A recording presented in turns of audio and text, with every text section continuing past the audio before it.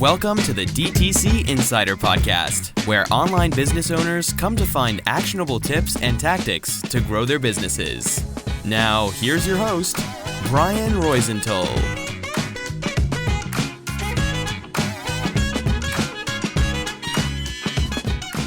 Hey, welcome to another episode of the DTC Insider podcast. I'm Brian Roisentul, your host, and today I'm super excited to have Garrett Peters with me. He's a co-founder of Duncan Stone. Garrett and his team launched their fast-growing e-commerce business in 2020. What a year! And they've seen incredible growth, going from 3 million in 2023 to an estimated 5 million in 2024. With a background in scaling operations, Garrett has a lot of insights to share about growing an e-commerce brand, managing cash flow, and navigating fulfillment challenges. And last but not least, we're going to talk about something hot right now, TikTok Shop. So don't miss out on this one. Hey, Garrett, thanks for being on the show. Man, thanks for having me, Brian. Excited to be here. Yeah, me too. So why don't you start by telling the audience more about you and Duncan Yeah, Stone? yeah, for sure, man. A little about me. I live in Fayetteville, Arkansas, here in the States. I have been married for 15 years to Stephanie, my wife, and I have three Wow. kiddos. So we got three maniacs at the house. We got a 13-year-old, a 10-year-old, and a 7-year-old. We have all boys. So it's just think about a zoo, and that's just our house basically every day. So Well, I have twins, a boy and a girl, but they are 5. So awesome. it's a zoo, but younger Yeah, zoo with less experience. that's so great, man. That's so fun. Yeah. So, yeah, I've been able to run this business for 3 years full time, which is awesome. We started the business in 2019 and launched officially in 2020. Yeah, so we're just rocking and rolling. Get to run the business with my wife, and it's a blast. Interesting. I mean, launching a business in 2019, what could go wrong? I mean, 2020 is our Yeah, year, like what did baby. we? I What mean, do you listen, it all worked out. What's funny is like we look back and we literally started selling in February of 2020, and our first items were like pregnancy journals and childhood books and things like that. And it was like it actually worked out well for us for our Yeah, brand because people were at home. exactly. It's like, hey, I want to start that childhood book I didn't start. I have never gotten around to. So kind of helped propel us a little bit. So Amazing. So you launched in 2019, in early 2020, you started mhm. selling. What was that Yeah, year like? I mean, compared to, yeah, let's say, 2021 and the years yeah, that came next. Of course, it was the first one, but you yeah. said that it was better than you expected, probably. Why do you think Yeah. the Yeah, I case? think that man, we didn't know what the heck we were doing, honestly, Brian. I mean, I had some background working with brands. I spent my career working with brands selling to Walmart and Sam's Club and was familiar with all of that stuff, but none of us had any expertise in e-commerce or any of that stuff. And so dude, we were just trying to figure it out, honestly. Like I had good friends that worked on Amazon and worked on different Walmart.com and all these, they like were able to guide me a little bit. But man, I was reading as much as I could, like trying to learn, like, how do you grow a business? And just do all the stuff that, agencies like you tell, that are experts in that space. And like, hey, we got to do that. And so we didn't know what we didn't know in 2020, but, we kind of said, hey,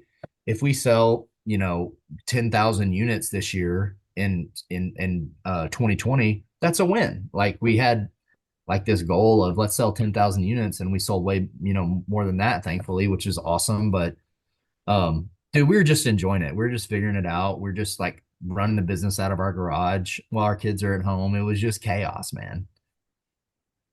And what was the first, milestone that you're proud of that you remember? Yeah.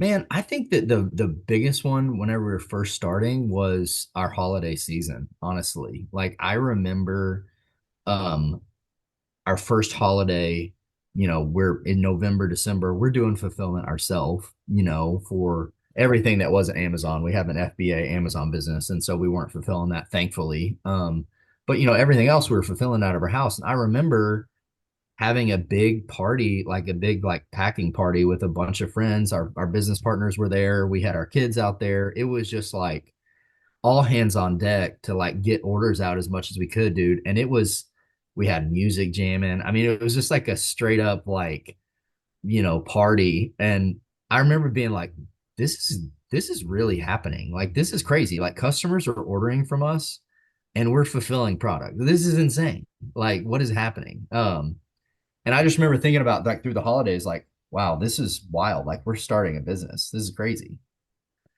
What was the first channel you launched on?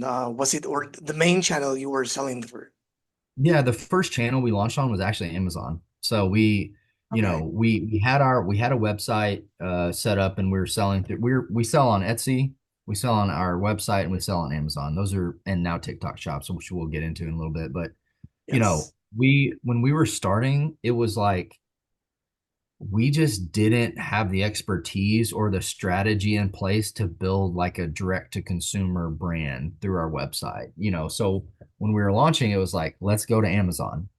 That's where a bunch people are shopping mostly. So let's just start there. And we did all the right steps to make sure we're, a registered brand on Amazon and get all the content stuff and do all the things to be, have a high quality brand on Amazon. But that's where we started. Amazing. And then are you on Shopify right now? I mean, Yeah, this we is are. Yep. Yeah, we have a Shopify store for our website, and then like I said, Etsy's always been a really good channel for us as well. And we were selling on Etsy from day one when we launched as well. And so we have a really our Etsy business is actually bigger than our website, wow, which is really? crazy. Which is crazy. So Wow. yeah, And what about so you mentioned, TikTok Shop. yeah, So TikTok Shop is much newer, than yeah, Amazon, of course, Shopify, etc. So yeah, yeah. when did you start with your Yeah. shop on TikTok, and how is that working out for you? Yeah, that's a great question, man. I mean, I would say we're still trying to figure it out, and it seems like a lot of brands are still trying to figure it out too. It's like the wild wild west right now with TikTok shops. It's like it's all the rage. But I mean, backing up a little bit, I started hearing. I feel like we were a little late to the game, honestly, because we just started selling on TikTok shops like 4 or 5 months ago, honestly. But basically, it was this thing that was kind of we're seeing news, we're seeing brands talk about it, we're seeing the growth of what's happening on TikTok shops, and honestly, for us and our team, we were like, do we want to do that? Like, we don't know how to like get it all set up the right way. Like, it was kind of a hesitant, we were hesitant about it, but the agency that we work with predominantly basically came to us and said, "Hey, we want to figure this out. We know this is something that we need to offer to our clients and become experts in. Can we use Duncan and Stone to kind of trial and guinea pig getting TikTok shots set up?" And for us, it was like that's a huge win. This is an charted territory and sales channel for us. Like, sure, let's do it. Um, and so they went through the process of like making sure all the items were set up, making sure everything was optimized, making sure we could like all the shop technical things were kind of in place.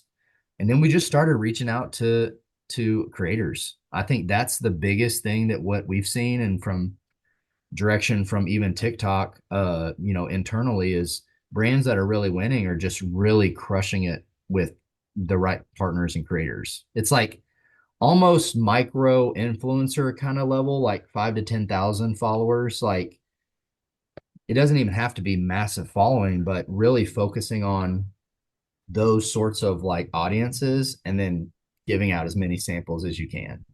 Because what we're seeing is like we sell a lot of different products, and so we have all sorts of different journals. We sell keepsake books and, childhood books, anniversary journals. We have 50 types of items now. And what we're seeing is like what actually works on TikTok shops is kind of like who knows like what's going to happen. And so like we're trying to find creators that are in these different kind of areas and just to see what works, see what sticks, see what does well, things like that. Yeah, we are doing something similar to what your agency did with you guys a few months ago. And we are trying to figure things out with a few brands that have already agreed to, a 60-day free program we're offering for them. Yeah. And what we have heard in different workshops we attended on how to grow TikTok shop, etc., is that you need to launch only a few SKUs, hero products under Yeah. $50, $70 more or less. And you said that you have like 50 or more SKUs. Yeah. Did you launch with all of them or you chose only a few of them? We actually, I mean, it was more of our entire portfolio that we got Okay. at least active in there. And what we've done is we've focused on specific product kind of offerings. Like for instance, like our childhood books have done really well. So, that sort of line has really resonated. And so for the summer, we were really pushing that. So childhood memory books, baby's first year books, pregnancy journals, all of that sort of stuff seemed to resonate really well. And so we're kind of going through looking at different products for a period of a couple months to really find creators and push those items, kind of as, just to kind of break it up. Do you find that, the products that used to, like your hero products that do really well on Amazon or on your website are the best performing ones on TikTok Shop or not necessarily? Real quick before we continue with the episode, let me tell you something. If you own or work for a DTC brand and you're not hitting your revenue and profitability goals, you're not alone. Things are getting harder, and what used to work doesn't anymore. That's why it's important to find a business oriented partner that's focused on improving the levers that will change the game for your business. And believe me, it is possible. At BSR Digital, to give you an example, we have recently helped our clients generate between, listen well, 80 and 700K in extra monthly revenue. If you'd like to explore how we could do the same for you and your business, head on over to bsrdigital.com and book a call with us. Not necessarily, not necessarily. And that was kind of surprising, honestly, is like some of the best performing items that we've had on TikTok Shop so far is they haven't been our hero items that are one of some of our top sellers, like on Amazon, for instance. And so, um, that's a learning for us is like, and I've asked other brand owners is like, how do you navigate that? Like, how do we know? Because it comes into like, how do you forecast that? How do you prepare inventory for that? Et cetera, et cetera. If they're not our hero items, like we sold out of an item because it Right. did really well. And so it's like, I haven't got any good intel on that. So if if you're some of your listeners are like, hey, we could figure it out, like let me know. But it's just one of those things that a couple of our items hit, we didn't have enough stock for that. And so we sold Right. out. Right. Makes So it's sense. interesting. It's just interesting that like that channel is, and we're like I said earlier, we're still learning, we're still trying to figure out how to do it the right way. I mean, it's good for us because it's like a new channel and some of our items that weren't historically doing well are doing well on this, platform. So it's like it helps us diversify a little bit, I suppose, but also it's hard to navigate how to do it right. So you mentioned you reached out to creators and that's doing well, not necessarily, big creators, but probably mini influencers, Yeah. etc. So how did you reach out to them? Did you use TikTok's affiliate center platform, or did you reach out Mhm. through other tools, or did they come to you? A little bit of both, honestly. It's mainly just through TikTok Affiliate Center, honestly, is kind of the where we spend most of our time. And then organically, like as people reach out, like we've also had a lot of that too. So we've tried like I know there's different software and different kind of tools out there for some of that influencer stuff. We've not really used any of it yet, to be honest. We're just kind of sticking to what's available through TikTok shops now. Do you remember more or less? Sorry, I'm picking your brain on this because I think Okay, that fun. it's, to me, I told you full disclaimer is really relevant for me to better understand this. So, but also for the audience, in the audience we have, brand founders, Yeah. CMOs, we have also, some other marketers. So this is, going to be live, we're airing, right before Black Friday. So Yeah. it's key for many, agencies or many brands that want to start doing TikTok. I think I told you offline, we started offering a 6 day, like free Mhm. 6 day program to our newsletter subscribers. And I'm not going to mention name, but for real, we received, like, we said that we are going to take on five brands only Aaron. because it's for Yeah. free once in a lifetime. We're going to offer it for free, hopefully. Yeah. And we received some, like, two or three big names though. I was like shocked to hear from them. And probably if Really? I offered, yeah, and probably if I offered, like, I don't know, Facebook ads management or Google, which we do, I think we wouldn't have gotten their attention, right? But in this Yeah. case, I think that, to your point, that even if it's not that new, it is new to many brands because Yeah, brands have too many issues and too many battles at the same time these days to start a new channel. They want to get yeah, the most out of Meta, to get the most out of another channel line on TikTok, Google. They yeah, are not in the mood to try something. So, but now they totally. are saying, okay, like, let's see how Let's see what TikTok happens. shop goes. Yeah. Well, and that what I would say to that to the people that are like, hey, we're interested in doing it.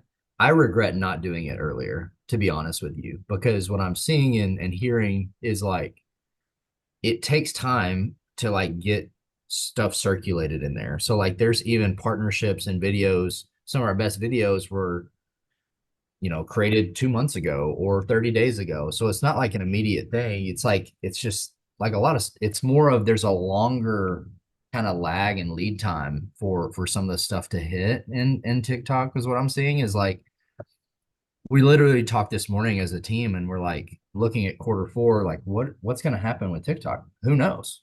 Maybe it's great, maybe it's not so good. I'm not sure. Like who even knows? And I'm like, we only have a few months of data, and I'm like, I wish we would have started earlier. Like even if you're starting and you don't know how, like that was the same for us. It's like I don't want to get all that stuff set up. Like I don't have time for that. It's just like who's going to do that on our team? And so find somebody that can do it, get it going, and see what happens. Yeah. Did you manually upload the products or did you sync it with Shopify or something like Sync that? it with Shopify. Yep. Yep. We sync it all with Shopify. Yeah, it's Yeah. really great, man. Yeah. So we, a few months ago, I had the pleasure of interviewing John Roman, the CEO of BattleBox. Yeah. Beautiful company. They do great stuff online. Now he's a host of the Awesome Pod as well. Amazing Nice. podcast for those who Nice. are not familiar with it. And basically, what he said, they are big on long form content. For instance, they have 700,000 followers or subscribers to their YouTube channel. They are big on, TikTok. They are big on everything they said to do, they do. But still to this day, he said two things. One, TikTok shines when it shines for Mm. them. The number one channel for them is Meta. Now they want to diversify, or better said, they diversified already, Yeah. but Yeah. because they don't want to rely on Meta as many brands, right? But it's still the number one as for many other brands out there. But TikTok for them, he said that, and he said that the top performing videos for TikTok Shop are not even created by them. Oh And yeah. Yeah. I'm Yep. saying that because they produce really high quality content. If you know their content Really. is, they have Brandon, the long beard guy, full-time creator in-house producing professional content. They even have a TV show on Netflix. So these guys know what they are doing when it comes Yeah. to Yeah. content. And they said our content is not the best performing one, That's you know? crazy. That's Yeah. crazy. Well, I Have you mean, seen it? we definitely, and we don't have any of the content that they do, honestly. And we've, man, what's funny is like I told my partner co-founders over like a few years ago, I'm like, we need to have a TikTok. Like we need to be active as our brands on TikTok and this and that. And we're like, what are we gonna do on TikTok? We're like, You're not we're going to good. dance, are I'm you? not going to jump. What are we gonna do? Like, I don't get it. And so we were laughing for a long time, but man, our best performing videos are for sure our customers. It's not content that we're creating. We do have some out there, but where it's not really a kind of a sweet spot for us in our brand. And so it's like we're Yeah. just partnering with great content creators. We're reusing stuff. We're just it's really fun. Yeah, talking about your customers, many brands overlook the simple stuff, and it's easy sometimes because we are in the trenches all day long. Sometimes Yeah. it's common for to overlook the simple stuff sometimes. But recently, I posted on LinkedIn that we help a few clients with different tactics with each of them get content from their customers. They needed content. They didn't have the money or willingness to pay a lot of money for content. And he said, Yeah. hey, do you want real UGC, not AGC, like actor generated content? Do you want like customer content? So let's turn to our customers. Let's send them an email. For some, it was gamified, the top 10 or the best 10 pieces of content that Yeah. we receive. We are going to feature you in blah, blah. And some others were just direct asks. It's like, hey, we need content. We would love for you to, we consider you're a loyal customer. We would love for you to send us content if you love the brand. and Yeah. I don't know, a few lines of what you think about the products that you receive, blah, blah, blah.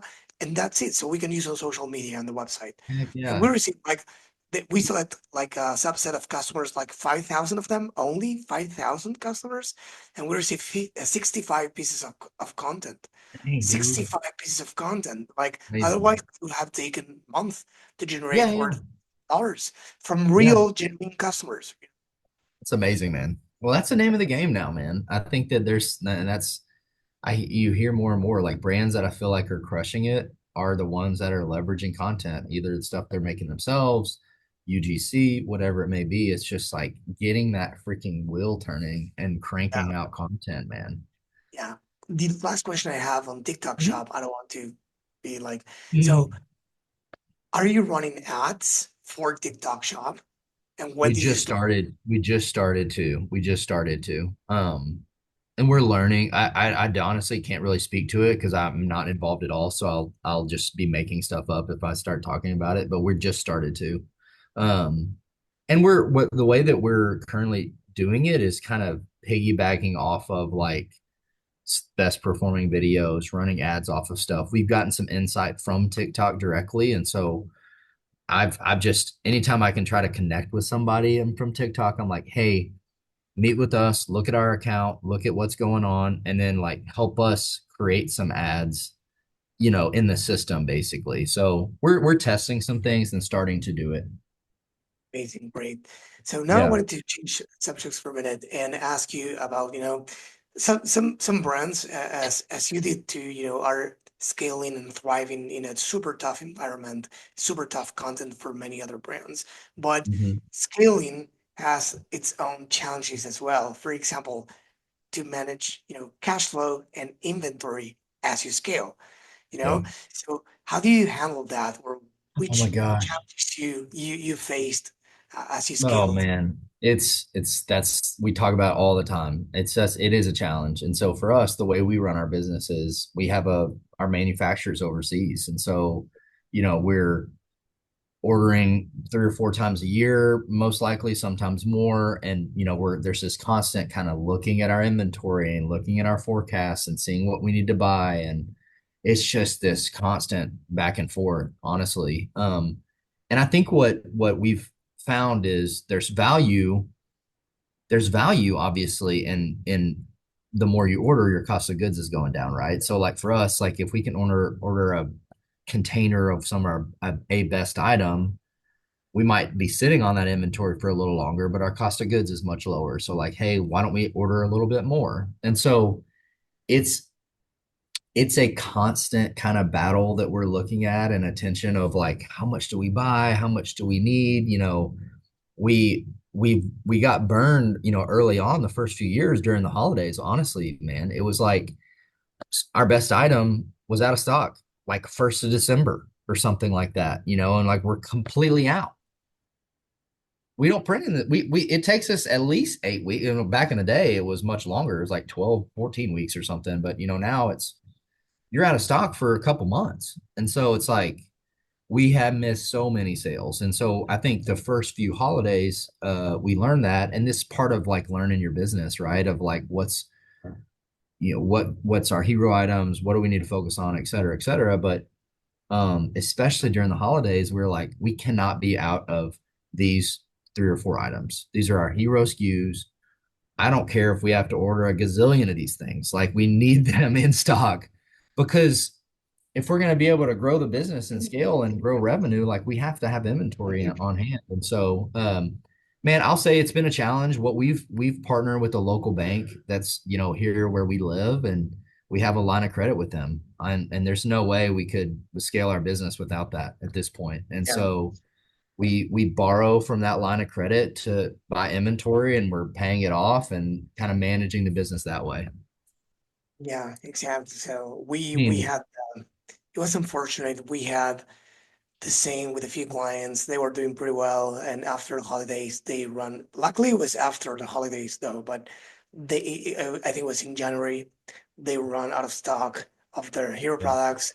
So we need to scale down a lot. And then it's not about scaling down that month. It's not that easy to scale back up, you know? yeah. Yeah. sometimes. Yeah. So they were like aggressively like going down, and it was like, okay, let's try to recover. So Yep. inventory management is key. I remember interviewing here in the pod an eight-figure brand that sells only belts. It's called Anson Belt and Buckle. Well, Yeah. they sell belts and buckles, of course, but it's probably Yeah. part of the same. And they were saying that I was asking them why only one SKU, and they were saying, well, because of the logistics, inventory management, etc. So I cannot even imagine what is it like Oh to you gosh. guys with 50 plus Oh my gosh. SKUs. Yeah, it's out of control. And it's something that I really wrestle with internally, Brian, is like my co-partner or my co-founders are always wanting to crank out new items. It's like that's the tension of like bring, for us as a journal and keepsake brand, like new stuff. Here's what customers are needing. We need to have a wide range of products and et cetera. That's great and all, but I'm like, it gets too complex though. And the 80/20 rule still applies to us too. Like a lot of brands is like, man, we have a core set of items that do most of our volume. And so we're still learning. I mean, we're 4 years in and still trying to learn exactly what it looks like. And I've thankfully gotten to trim down, trim off a few items. Like it's got to go. We're not ordering that thing again. Like we're going to sell out of that. But I mean, some people that I talk to are like, dude, you have too many items. And then others are like, you don't have enough. I'm like, I don't know. Like, we're just trying to figure it out. It's just a lot, dude. I'm like, what if we had 100? That is seems like a it seems like a freaking headache to me, man. Have you done the exercise like the 80/20? The 20% Hmm. of items that produce Oh the yeah. 80% revenue? Oh yeah. Oh Have you yeah. ever We considered know. Yeah. removing a I mean, we product? literally have like five or six SKUs that do 70% of our volume, 60 or 70%. I mean, truthfully. And so um you know, it's great. It's great because we have a handful of awesome items that do really well. So it's not just one, like we don't just sell like one journal and depend on that one thing, but um that's a tension and balance, man, because like it is fun to release new stuff and customers are always like there's tons of stuff that we would love to go create, but it's like makes more complex. Like I'm more interested in like let's keep things simple and make it efficient and go right and flow right and but my partner's like let's create new stuff, so I'm like, oh shoot, what do you do? So we have discussed, customer acquisition, TikTok Shop, Amazon, Etsy, your website, Yep. Meta. So what about retention? Is that a Hmm. priority for you? Was it always this way?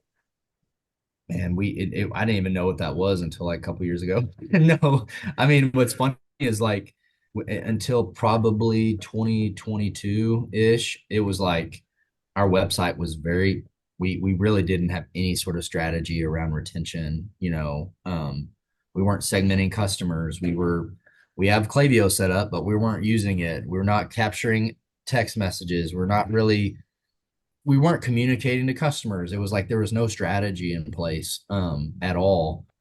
Like I said, we launched our brand on Amazon and we're just trying to like grow. And it really hit me like a couple years ago. I'm like, we don't really talk to our customer at all. And that's not good. And that's not a good thing. And so yeah, we've invested into that space. We have a great agency that we work with that helps us, guides us through a lot of that stuff around email marketing and text message and all that sort of stuff. But yeah, it's I mean, it's an area that we want to continue to get better at for sure.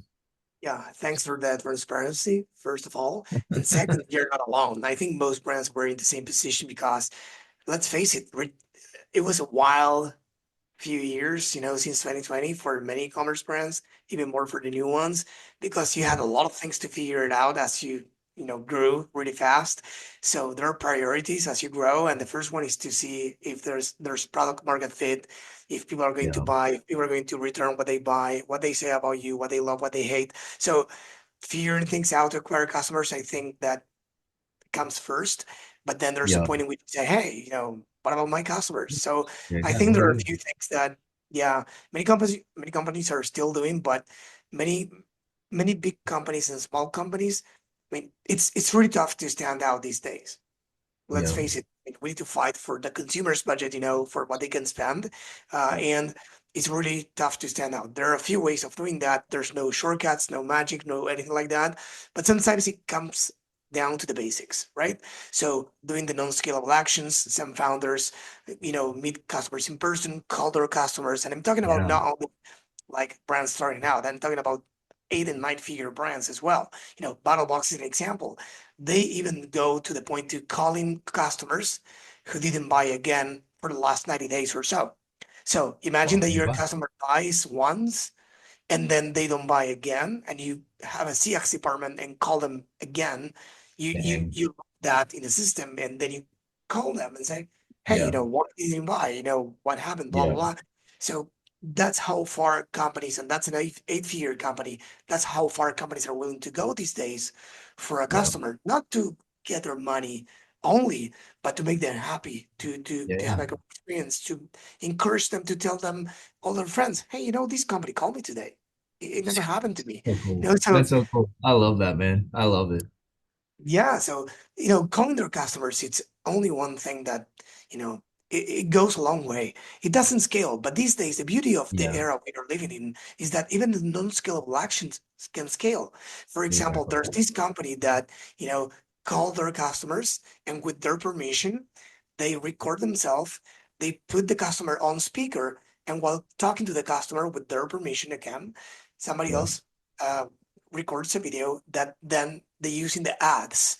Some No other way. founders, they go to Central Park and some other locations with a sign saying, "Ask us about our bags," for example. Yeah. And they start interacting with customers. And what the beauty of that is that you can see what they, look in the product. Oh, the pockets are too big, the pockets are too small, the zippers, I don't like them. So you can interact with customers in a way that you can't. And guess what? They recorded Oh, that, and absolutely. it's a viral video on Yeah. TikTok, right? That's so great, man. Yeah, I have a guy I know and I follow, created a great brand and did that when he was launching new items. And I think that he was like, as they were considering new products, they would call some of those loyal customers and ask them a bunch of questions like, what about this? What about that? And they just help them build the product and like you already have a loyal customer following. Like if you asked all your loyal customers and like you already have it's going to be a success. And so I love that, man. We need to do that more for sure. Yeah. Yeah. And one last thing I wanted to ask you is about your strategy for Black Friday, Cyber Monday. It's really around the corner. This is going to air on the 16th, more or less. So it's only a few weeks before Black Friday, Cyber Monday. So for anyone listening to these or watching this before that date, any last minute tips for them? Oh, listen, go visit duncanandstone.com and get your gifts. Honestly, we have everything you need. I mean, I am joking, but I'm not joking. Seriously, we do have a ton of great giftable items. So if you love your wife or you want to get something for your mom or your dad or whatever like that, we have a lot of cool, unique gifts for a really great value for the holidays. Man, holidays are amazing, man. I think that we're building our plans now and have been for the last few months. And so now it's just a matter of executing. I mean, truly. And so we got everything in place and we're ready to have a good holiday season for sure over here, Duncan One and thing I Stone. recently posted about, and it's going to be probably too late for when this airs, but just for you and for whoever Yeah. listens to this right when this airs, don't forget about your existing customers. Many brands forget about their existing customers and launch things aiming to getting new customers, which is fine.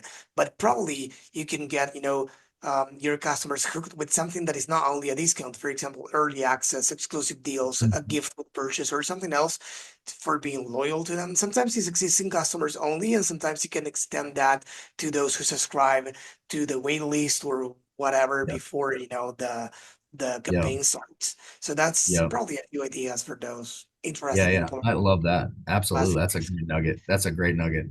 Yeah. So I love to continue the conversation for way more hours, but I know we Do are it almost on again. time. We'll do it So again. I wanted to ask you two more questions before we go. The first one is a question that we ask every guest that come on the show because I started this as a selfish question because I wanted to, get more books to read, more ideas on what to read. So I started Of this course. question as a selfish question, but then we started putting together a list of books every year mentioned here in the Love it. pod. Do you have any to recommend to the audience? Oh my gosh. 10x is greater than 2x is the book I would 10x. recommend. Hey, 10x is great. Is 10x is easier than 2x is what it is. So hey. it's a book. I'm looking up the it's Dan Sullivan is the name of the author. Yeah, I know it.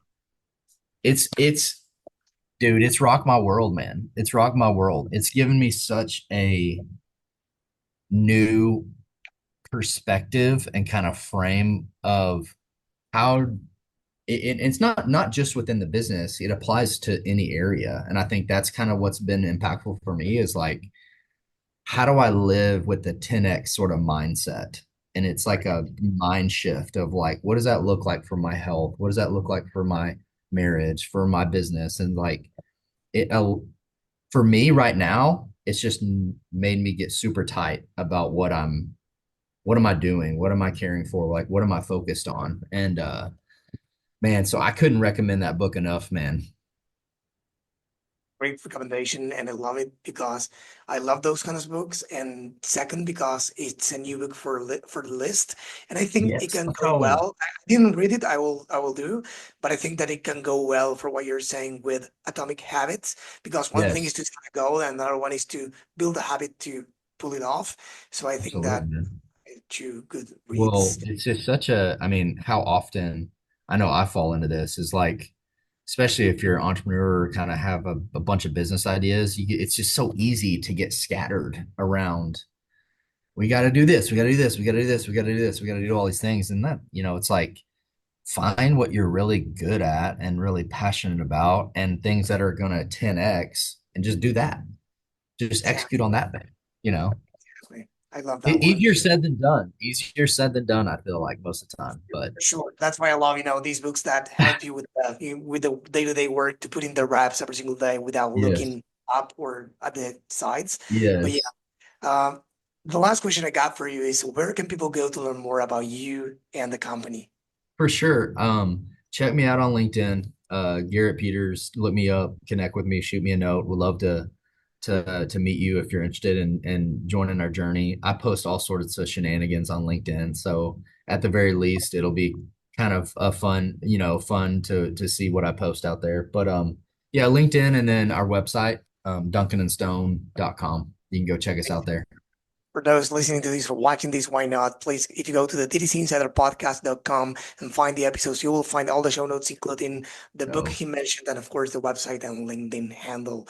Garrett, love it it. was a pleasure to meet you. It was a very, very interesting conversation, and I took a lot of notes about TikTok Shop and everything else you Oh, said. good, good, man. Awesome. Well, hey, Brian, thanks again for having me. It was a blast. This episode was brought to you by BSR Digital. We help DTC brands grow through paid ads and email marketing campaigns. If you'd like us to help your business grow, head on over to bsrdigital.com and schedule a call with us.